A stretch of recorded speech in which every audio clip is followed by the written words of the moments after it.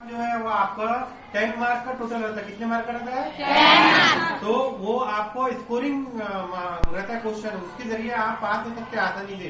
Question number 1 जो रहता है ब्लैक बोर्ड की तरफ, क्वेश्चन नंबर 1 जो रहता है वो 10 मार्क का रहता है। उसमें 2 सेक्शन होते हैं। जो बी होता है, बी वो 2 मार्क का होता है, और बाकी जो बचे हैं 8 मार्क का आपका क्या होता है, बाकी क्वेश्चन होते हैं 8 मार्क के। अब ये 8 मार्क के क्वेश्चन बहुत ज्यादा महत्व वाले रहते हैं, इंपॉर्टेंट वाले रहते हैं।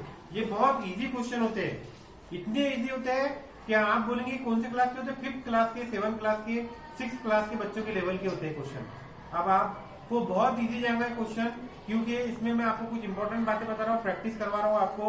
उसके अंदर क्या रहता है कि पहला जो क्वेश्चन नंबर 1 का पहला ए होता है, इसमें क्या होता है मालूम है आपको, कुछ वर्ड दिए थे जो इंग्लिश के वर्ड जो आपकी किताब में से, पुस्तक में से, आपके टेक्स्ट बुक में से दिए थे, जो आप दिन रात देखते हो, जिसको आप यूज करते हो, ऐसे वर्ड दिए थे जिसमें का एक लेटर गायब रहता है। फॉर एग्जाम्पल जैसा कि आपको यहाँ पर PEN दे रहे हो, मतलब क्या हो जाएगा, यहाँ पर यह कौन सा वर्ड होगा, PN पेन होता है, लेकिन यहाँ कौन सा वर्ड आएगा, ओ आएगा। वेरी गुड, ये कौन सा वर्ड है, ओपन है, ओपन। ऐसे 4 दिए थे में BCD करके, ठीक है। वो आपको हर वर्ड में कोई ना कोई लेटर गायब रहता है, उस लेटर को आपको फिलअप करना पड़ता है, भरना पड़ता है। उसके आपको कितने मार्क मिलते हैं, 2 मार्क मिलते हैं, ठीक है। देखिए आपको मैं बताता हूँ, जैसे एक वर्ड है, ये वर्ड है। अब ये बताइए ये कौन सा वर्ड है, ये बोर्ड में आया था अक्टूबर में। ये वर्ड देखकर बच्चे बहुत से कंफ्यूज हो गए। हालांकि ये वर्ड आता है आपकी बुक में है, मैं बता सकता हूँ आपको कहाँ कहाँ है, लेकिन आपके ध्यान में नहीं रहता। अगर मैं ये वर्ड दे दूं उस जगह, तो कोई भी लड़का बता देगा, फट से बता देगा सर ये वर्ड कौन सा है, बताओ कौन सा है, मोबाइल है। क्यों ऐसा, क्योंकि ये आप देखते हो, यूज करते हो, आप ध्यान देते हो, ये वर्ड की तरफ आप क्या करते हो, ध्यान देते हैं। हम ये वर्ड को बहुत ज्यादा ध्यान देते हैं, इसलिए हमें याद रहा कि इसमें अगर मैं यहाँ का भी वर्ड गायब करता तो भी आप मुझे बता देते सर यहाँ पर बी आएगा करके। क्यों ऐसा, क्योंकि आपका ध्यान इसकी तरफ है। जिस चीज की तरफ हम ध्यान देते हैं ना, जिस वर्ड की तरफ, जिस चीज की तरफ हम ध्यान देते हैं, उसमें हमारा बराबर याद आता है, हमको हम भूल नहीं पाते। लेकिन अब ये वर्ड है, देखिए ये वर्ड भी आपके पुस्तक में आपके पास कई बार गुजरा है, लेकिन आपको क्यों नहीं ध्यान है, क्योंकि आप इस पर ध्यान नहीं देते। इसका लक्ष्य आपको याद क्यों नहीं आ रहा, क्योंकि आपने ध्यान नहीं दिया इस पर। ये वर्ड कौन सा है मालूम है आपको, किसी को नहीं मालूम। देखिए ये है ऑफन, क्या है, ऑफन। अब ये वर्ड बहुत बार आता है आपकी पुस्तक में, देखोगे आपने, ऑफन। ये टी साइलेंट रहता है, टी साइलेंट, इसको ऑफन पढ़ते हैं। ऑफन मतलब क्या होता है, कई बार, है ना, ऑफन। ऐसे बहुत से वर्ड है जो आपके कम्युनिकेशन में से गुजरते हैं, आप पढ़ते हो उसको, आप पढ़ते हो लेकिन ध्यान नहीं देते। इसलिए याद रखना है, आपकी पुस्तक में जो भी हार्ड वर्ड है उसको ध्यान दो, पढ़ाई करो, आपको बिल्कुल आ जाएगा। अब देखिए एक और इजी वर्ड लेते हैं हम, यहाँ पर आपको बताते हैं। देखिए वर्ड नंबर डी,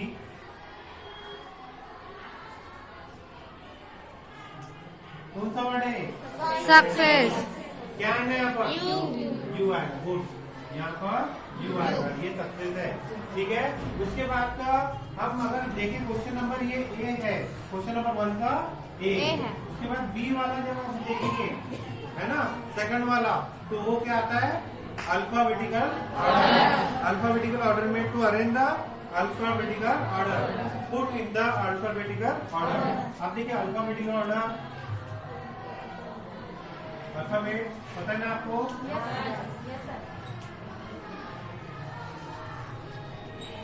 अब अल्फाबेटिकल ऑर्डर आपको पता है कैसा होता है, ए से लेकर जेड तक, कैसा होता है, ए से लेकर जेड तक। ये आपके पास से बहुत से वर्ड आपको पता है कैसे यूज होते हैं अल्फाबेटिकल ऑर्डर में। ये कभी कभार क्या करता है, आगे पीछे करके दे देता है। तो इसमें 2 पार्ट है, एक है बहुत इजी, देखिए यहाँ पर कितना आता है, 2 मार्क आपको मिल गए, समझना, यहाँ पर भी 2 मार्क का है।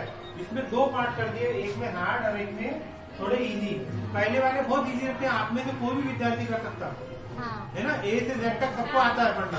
ऐसा कोई विद्यार्थी नहीं जिसको ए से जेड तक नहीं पढ़ना आता, है ना, सभी को आता है। अगर आप ध्यान देंगे ना तो सभी को आएगा, बहुत इजी है। लेकिन हम अगर थोड़ा सा कंफ्यूजन में आता है नीचे वाले में होता है, क्योंकि वो एक जैसे पढ़ रहे थे स्टार्टिंग में। ठीक है, अब देखो यहाँ पर जैसे आपने अगर एग्जाम्पल लिए तो यहाँ पर है वॉयलेंस है, ठीक है, और बैठल ले लेते हैं, ठीक है, केयर ले लेते हैं और मीजर ले लेते हैं। ठीक है, अब देखिए ये 4 वर्ड है, वॉयलेंस, बेटर, केयर और मीजर। अब आप में से कौन बताएगा मुझे पहले नंबर पर कौन सा आएगा? वेरी गुड, बोलो। पहले कौन सा आएगा? ठीक है, आपको मालूम है ए के बाद बी आता, फिर इसके बाद सी वाला कौन सा है?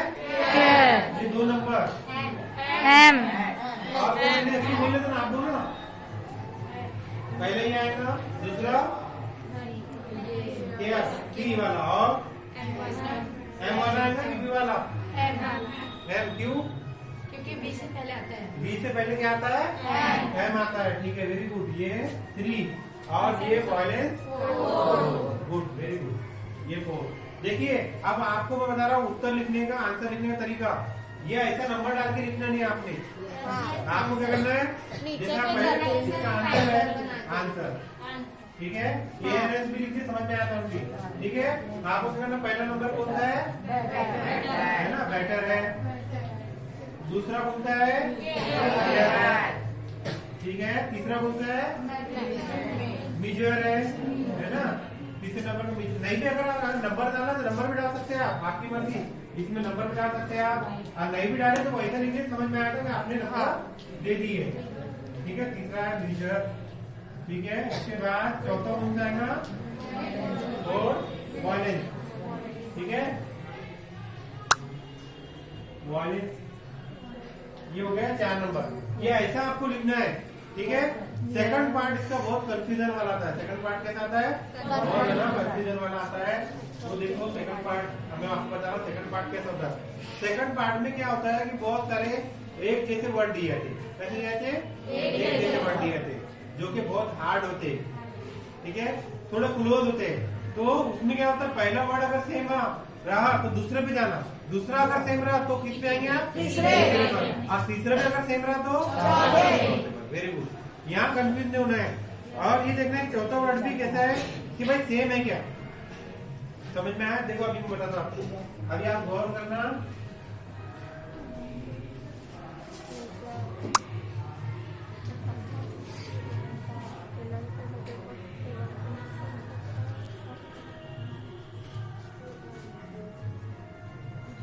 अब मुझे बताइए, आप ये चारों वर्ड आपकी सभी की समझ में आ रहे हैं?